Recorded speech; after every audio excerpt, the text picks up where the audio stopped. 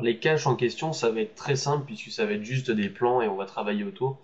Donc on attaque directement avec le cache qui viendra en bas, donc j'en parlais sur la fin du chapitre précédent. C'est un cache qui va en fait servir à générer le plancher, une sorte de faux plancher de la voiture pour permettre ensuite, lorsque l'on fera du rendu, d'avoir des ombres correctes. Donc j'ai fait un premier plan qui va partir pour la symétrie et que je vais mettre dans voiture directement en mettant cache dessous. Et pour mieux voir ce que je fais, je vais créer un nouveau matériau. Et ce matériau en fait va être tout noir comme ceci et je vais l'appeler cache. Ce sera la couleur des caches du dessus et de l'intérieur. On mettra peut-être une autre texture pour ceux derrière les roues, mais c'est pas sûr. On verra si c'est nécessaire qu'ils accrochent un peu mieux la lumière ou pas.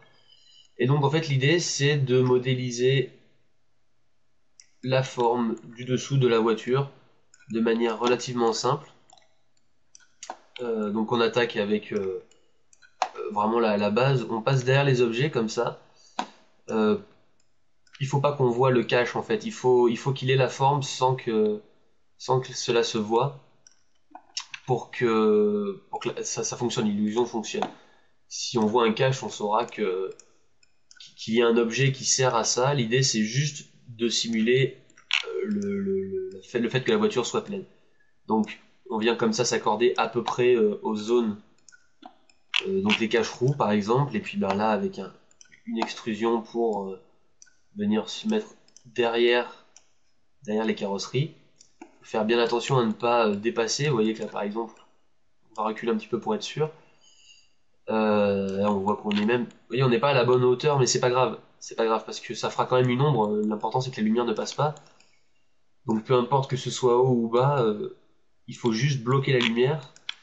Et donc voilà, c'est très simple, hein, vous voyez, c'est super rapide. Je vais faire le raccord ici avec la roue.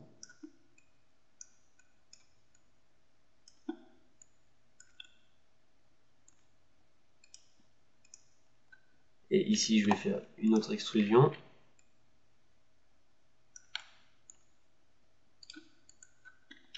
Et enfin, encore une, a priori, ce sera la dernière. Oups, ça n'a pas marché.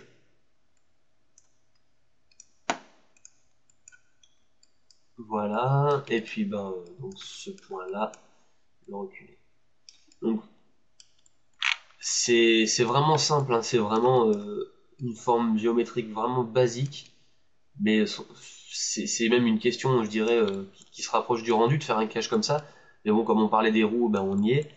Donc on a ce cache-là, et en fait, ce que je me dis, c'est que pour le cache intérieur, on y reviendra peut-être plus tard, une fois qu'on aura d'autres éléments, donc enfin, qu'on aura des débuts on aura les vitres, qu'on aura des débuts de sièges, je trouve mes mots.